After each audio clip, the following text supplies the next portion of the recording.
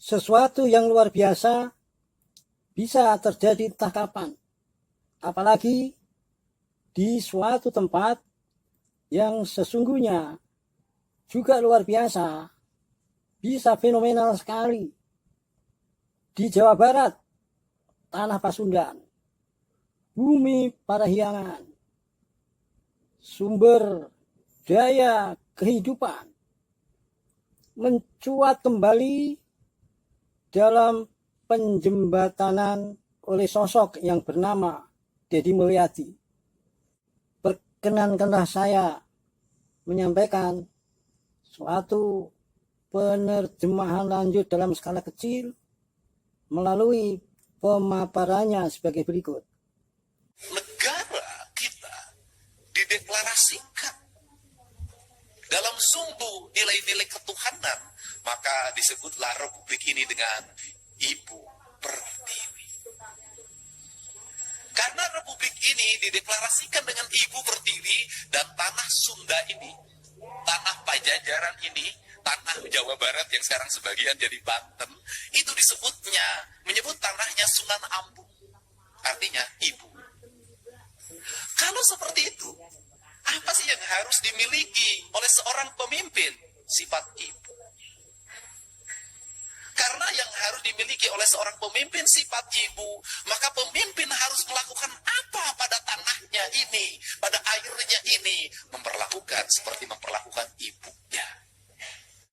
Perhatikan spiritnya. Betapa sesungguhnya Kang Deddy Mulyadi telah memuncak secara holistik. Karena dia memperlakukan seperti ibunya, maka rawat dia, jaga dia, cintai dia, penuh kasih. Jangan kau cemari dia, jangan kau sakiti dia. Maka hubungan antara pemimpin dan istrinya dengan tanahnya akan terikat dengan kuat. Karena terikat dengan kuat, maka dia bersenyawa. Karena dia bersenyawa, maka tanah itu menjadi sesuatu yang hidup. Dan saya termasuk orang yang punya keyakinan, ketika saya memungut sampah, maka air yang di sampah itu akan bercerita pada air di tempat lain. Ketika saya membuka ruang-ruang pori-pori tanah agar air jatuh, maka tanahnya akan bercerita pada yang lain. Ketika ada burung yang patah sayapnya, kemudian saya urus sampai dia terbangkan, maka burung itu akan bercerita pada yang lain. Karena saya selalu meyakini alam ini adalah satu kesatuan ekosistem yang tidak bisa dipisahkan. Maka matahari, air, udara, tanah, semuanya saling bersahutan dan mereka saling berbicara satu sama lain. Mana yang harus dia doakan, mana yang harus dia beri jalan, mana yang harus dia selamatkan, mana yang harus dia musnahkan. Kerangka dasar itulah yang melahirkan metodologi kepemimpinan. Sehingga ketika saya ditanya bagaimana cara melakukan pengelolaan uang negara, saya selalu mengatakan, saya cukup belajar pada ibu saya, nggak usah belajar pada yang lain. Kenapa belajar pada ibu saya? Ibu saya anaknya 9. Sekolah SD pun tidak tamat, cuma sampai kelas 1.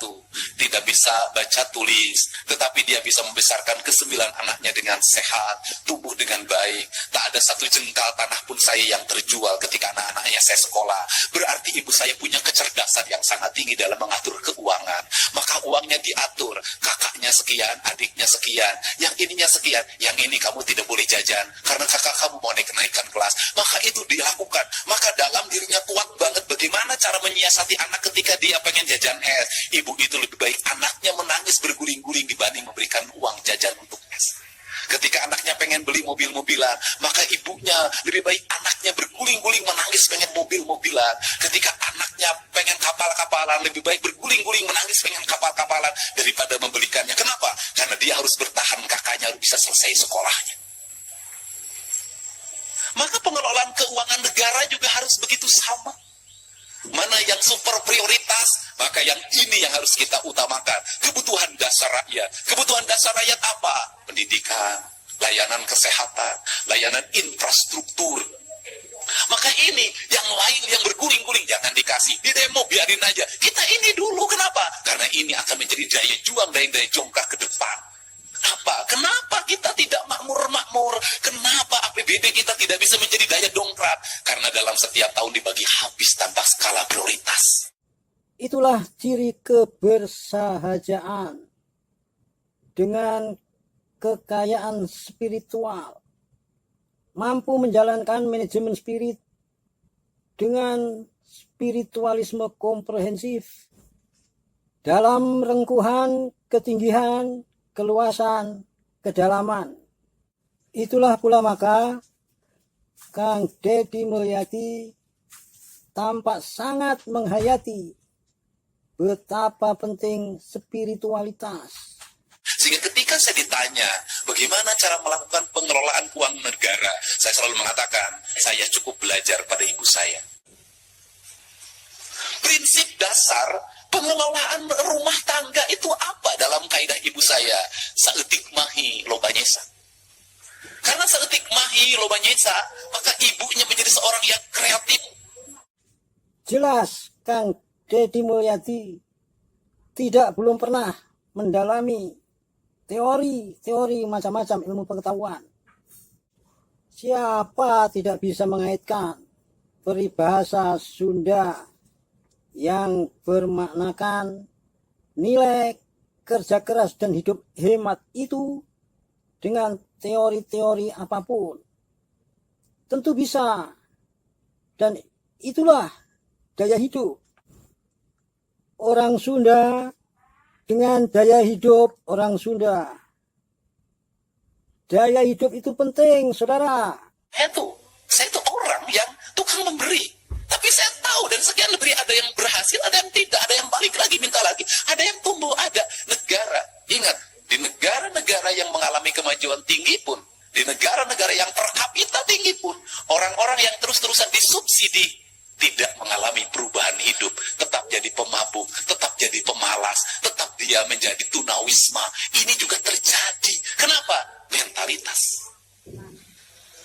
Untuk itu hati-hati juga kita dalam membuat kebijakan tentang subsidi. Hati-hati juga dalam memberikan bantuan. Kenapa? Bantuan itu membuat dua mata pedang.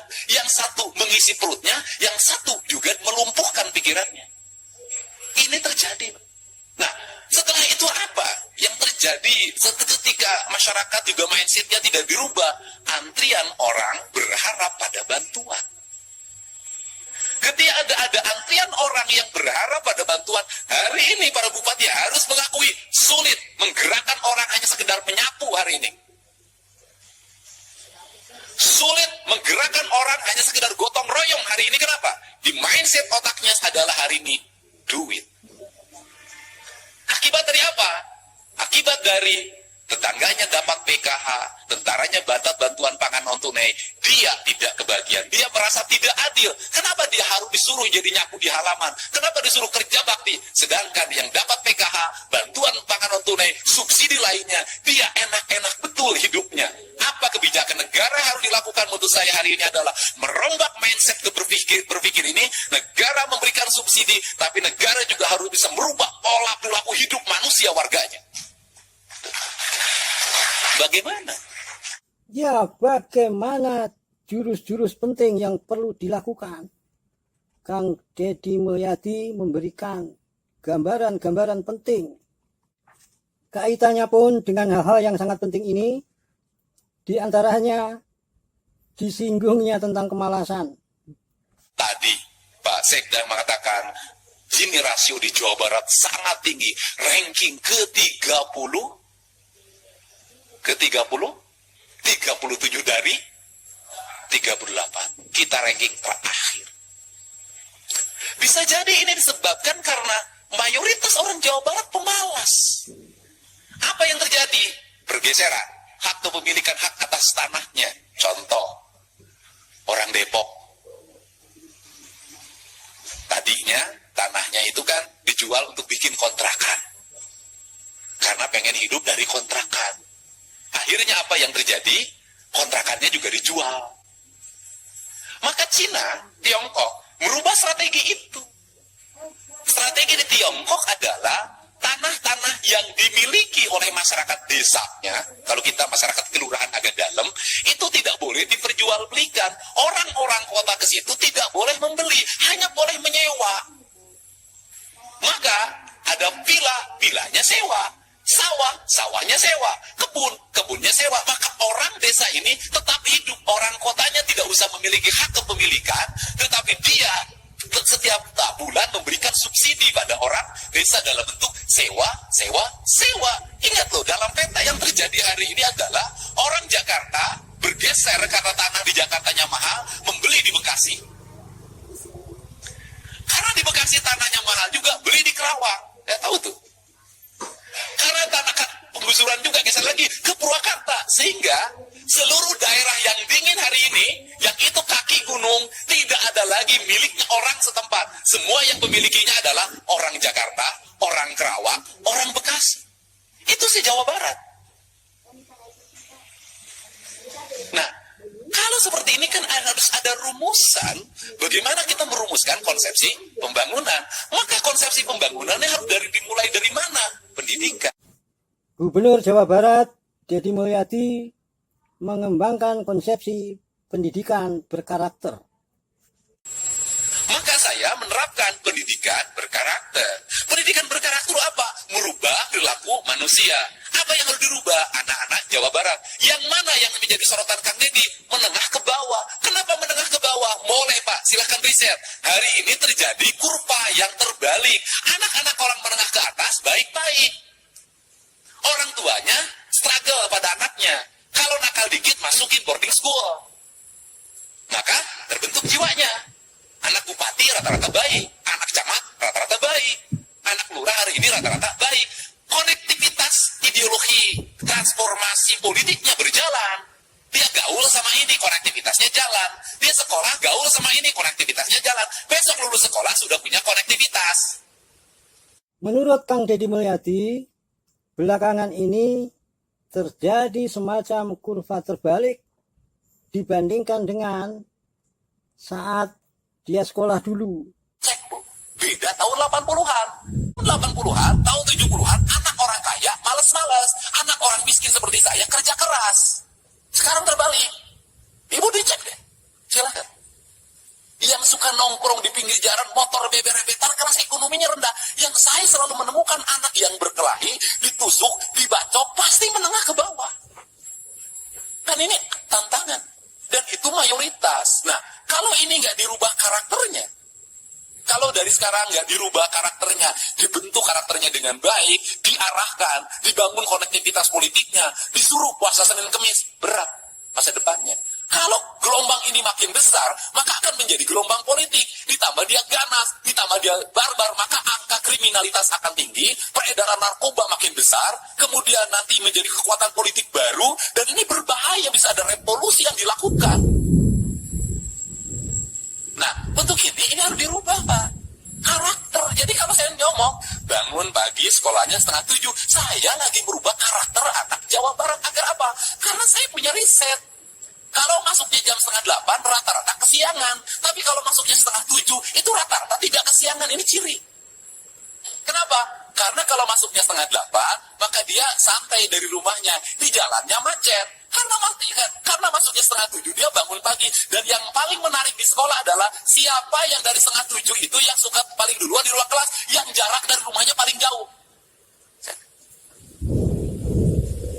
Kenapa Bupati gubernur mikirin itu? Karena bagi saya ini penting. Maka saya menyambut. Kalau Pak Prabowo hari ini punya program sekolah untuk rakyat.